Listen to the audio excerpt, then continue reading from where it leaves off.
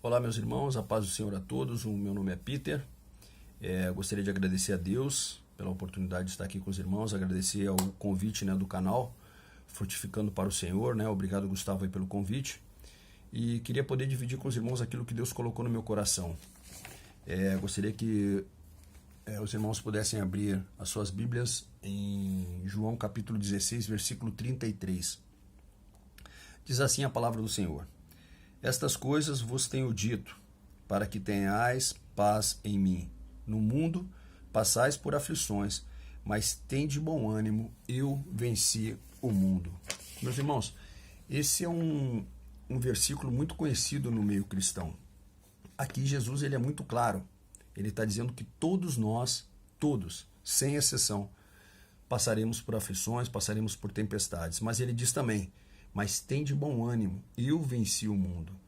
E eu queria dividir com os irmãos hoje o seguinte, e uma pergunta, Como você lida? Qual o seu comportamento durante as aflições? Como você age, meu irmão, minha irmã? Como você fala durante as suas aflições? E eu separei dois personagens bíblicos aqui para que nós pudéssemos estudá-los um pouquinho. E os dois passaram pela mesma situação, só que tiveram comportamentos diferentes. Eu gostaria primeiro de começar por João Batista. João Batista foi o último profeta a anunciar a vinda de Cristo. Ele começou seu ministério, começou a anunciar a vinda do Messias. João Batista, provavelmente, ele tinha um parentesco com Jesus, A sua mãe, Isabel, ela era prima de Maria, então provavelmente eles já se conheciam.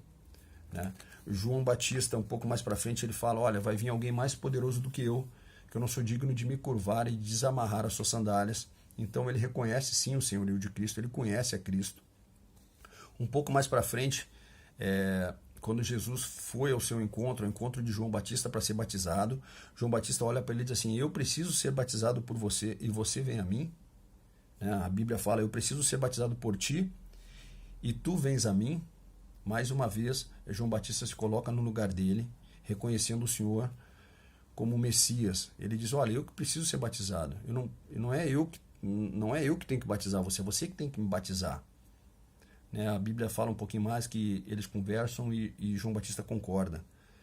E logo quando Jesus sai da água, assim que é batizado, a Bíblia fala que depois do batismo de Jesus abriram os céus e o Espírito de Deus desceu como uma pomba, e eis que uma voz no céu surgiu e disse: este é o meu filho amado, a quem me comprazo. João Batista, ele viu e ouviu o que Deus falou. Então João Batista conhecia Cristo. João Batista sabia quem era Cristo. João Batista sabia que o seu ministério era anunciar aquele que estava na frente dele, aquele que ele batizou. Ele sabia disso. E a Bíblia fala um pouquinho mais para frente, em Mateus capítulo 11, que João Batista foi preso. E tem uma narrativa muito interessante, que a Bíblia não fala, o tempo que João Batista ficou preso, não fala sobre isso, mas ela tem uma narrativa que ele diz assim: João Batista ouvia na prisão que Cristo estava fazendo, enviou seus discípulos para lhe perguntarem: és tu aquele que haveria de vir ou devemos esperar outro? Eu vou repetir. João Batista mandou os seus discípulos perguntarem para Jesus: és tu aquele que haveria de vir ou devemos esperar outro? Opa! Jesus tinha acabado de ser batizado por João Batista. João Batista viu e presenciou a voz do céu. João Batista reconhecia o senhorio de Jesus Cristo, que ele disse: olha, eu não sou digno de desamarrar as sandálias dele. E como eles eram parentes, provavelmente João Batista já conhecia Jesus, sim. E de repente, na prisão, João Batista envia os seus discípulos para perguntar se aquele era Jesus. Meus irmãos, João Batista deixou a dúvida entrar no seu coração. João Batista deixou os porquês entrar no seu coração. E é isso que aconteceu com João Batista. Meus irmãos, ele duvidou, ele conhecia, ele duvidou, ele questionou se aquele era realmente Jesus Cristo, o Messias. Aquele que ele pregava, aquele que ele batizou, ele pergunta se é realmente ele, quando ele estava na prisão. Então, partindo agora para o outro personagem bíblico, eu quero falar um pouquinho de Paulo de Tarso. Paulo era perseguidor dos cristãos. Todo mundo sabe que Paulo prendia e os colocava os cristãos nas cadeias. E certa vez Paulo, em direção a Damasco, viu uma luz brilhante do céu que o Senhor falou com ele e disse: Saulo, Saulo, por que me persegues? E ali começou o ministério de Paulo. Todos nós conhecemos Paulo, um grande homem de Deus, né? Ele escreve a maior parte do Novo Testamento. E Paulo também ficou na prisão. A Bíblia fala que Paulo teve em cárcere privado, em casa, né? Ele teve preso em casa e ele teve preso em prisão, né? E tem algumas atitudes de Paulo que eu gostaria de conversar com os irmãos também. A primeira, quando Paulo foi preso, a Bíblia fala que quando ele foi preso em Roma, ele ficava algemado com a guarda pretoriana. Eram dois guardas, um de cada lado, algemado a ele, em 3 turnos por dia. Então significa que são 6 pessoas por dia ao lado de Paulo. Mas os braços de Paulo estavam presos, as mãos, os pés estavam presos, provavelmente, mas a boca de Paulo não estava presa. A boca de Paulo não estava calada. E Paulo pregou para vários e vários e vários pretorianos durante a sua prisão. Ele aproveitou aquele momento, em vez de ficar questionando, em vez de ficar perguntando por quê, ele aproveitou a oportunidade de falar do amor de Cristo. Também tem outra passagem importante. Provavelmente Paulo ele estava em prisão domiciliar. Foi quando ele escreveu as cartas de Efésios, a igreja de Efésios, carta de Filipenses, carta de Colossenses e carta de Filemon. Ele preso, ele escreveu as cartas. E também um pouco mais para frente, essa todo mundo talvez um dos mais famosos, né? Que quando Paulo e Silas eles estavam presos, eles foram jogados no cárcere e as suas pernas foram presas, né, por um tronco de madeira. Então vocês imaginem, eles não conseguiriam se mexer, eles estavam ali presos, e a Bíblia diz que eles estavam louvando e orando a Deus. Meus irmãos, vocês imaginem, acho que a gente não imagina como seriam as prisões naquele tempo. Se você pegar alguns filmes antigos aí, se você ver Netflix e YouTube, você vai ver como eram as prisões antigamente. Se hoje já é um caos, antigamente era muito pior. E as pernas deles estavam presas. E a Bíblia diz que eles oravam e eles cantavam. E o que eu diria dizer para vocês é que Paulo, em nenhum momento você vê ele questionando, em nenhum momento você vê ele perguntando para Deus o porquê.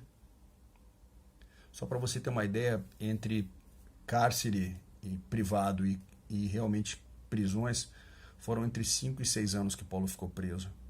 É muito tempo. E ele não questionou. Ele nem um minuto ele mudou a sua opinião, ele duvidou. Agora, o que a gente tem que pensar é o seguinte: durante as nossas aflições, eu vou ser como quem? Como Paulo ou como João Batista? João Batista viu a Cristo, viu face a face. Paulo não viu, mas Paulo conhecia. Paulo ouviu falar de Jesus Cristo. Paulo conheceu os apóstolos. Na morte de Estevão, Paulo estava presente. Paulo viu Estevão ser apedrejado. Depois ele conheceu a Cristo, ele ouviu a Cristo, ele se converteu e se transformou no que ele foi, um grande homem de Deus. Mas a grande diferença é que em meio à tribulação, Paulo não parou de louvar, Paulo não parou de orar, Paulo não parou de escrever e Paulo não parou de pregar.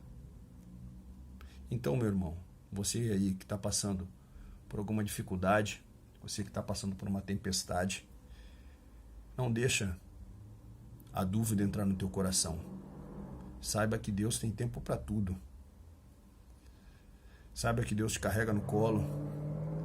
Saiba que Deus vai estar do teu lado. Eu prefiro passar a tempestade orando, louvando e cantando. Porque eu sei quem está do meu lado. Eu não vou deixar a dúvida entrar no meu coração. Eu não vou permitir isso. Porque a Bíblia fala que a nossa leve e momentânea tribulação produz para nós um peso eterno de glória.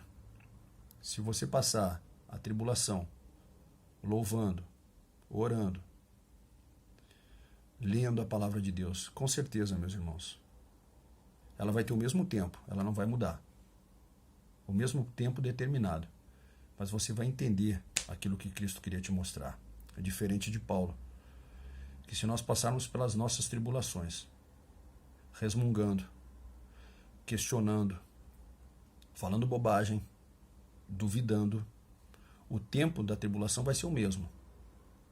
Mas com certeza nós nunca vamos entender aquilo que Deus tem reservado para nós. Só para terminar, existe um poema, também muito antigo, né? Que se chama Pegadas na Areia. Então eu gostaria de que você, em casa, depois você lesse. Eu não vou falar, não vou me estender muito aqui, já passou meu tempo. Mas lê esse poema, Pegadas na Areia. É isso que você vai entender também. Na hora da dificuldade, como Cristo, como o Senhor, Ele age. Que Deus nos abençoe, rique e abundantemente. E mais uma vez, você que está passando por dificuldade, tribulação, louve, cante e leia a palavra. Não deixe a dúvida, não deixe o questionamento entrar no teu coração. Há tempo para tudo. E Deus vai te abençoar. E Deus vai te livrar do que você está passando. Deus vai te mostrar todo o poder dele. Amém? Vamos orar. Pai amado, Pai querido, graças te damos, ó Deus, pela tua palavra. Obrigado, ó Deus, pelos teus ensinamentos. Queremos sim, Pai, sermos como Paulo, mesmo em meio à prisão, Senhor amado, que nós possamos louvar, que nós possamos orar, que nós possamos ler, que nós possamos falar do teu nome, que nós possamos, ó Pai, seguir os exemplos de Paulo e não o de João Batista, em que em certo momento deixou a dúvida invadir o seu coração. Pai amado, eu te agradeço por nós termos a Bíblia, termos acesso à Bíblia e podermos, ó Pai amado, chegarmos a ela e entendermos aquilo que tu tens reservado para as nossas vidas. Eu te agradeço, Senhor amado, seja com todos aqui, Senhor. Nos abençoe em nome de Jesus. Amém e amém. Glória a Deus.